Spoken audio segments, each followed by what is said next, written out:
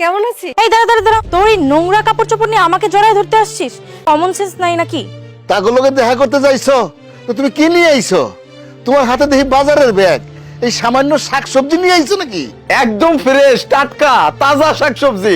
ওই যে ভাইজান তো খায়, এই জন্য যখন শুনছি যে ভাইজান আইতাছে আমি নিজে আমার খেতে গেছি, যে যত তাজা শাকসবজি আছে সবকিছু উঠে লইছি।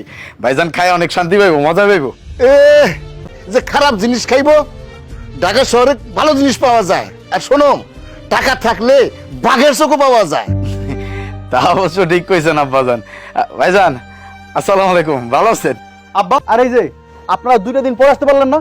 শ্বশুর বাড়ি তো কতদিন পরে আইছি, একটু ঘুরবো ফিরবো মজা করবো খাবো, আর অমনি এসে হাজির হয়ে গেল। হ্যাঁ ভাইজান হয়েছে খাইছেন, তাই দেখা করার লেগে পড়ছিলাম, কিন্তু বুঝতে পারি নাই। মনে হয় আমরা আপনাকে অনেক বিরক্ত হয়েছে না? তোরা ঘরে চলে যা,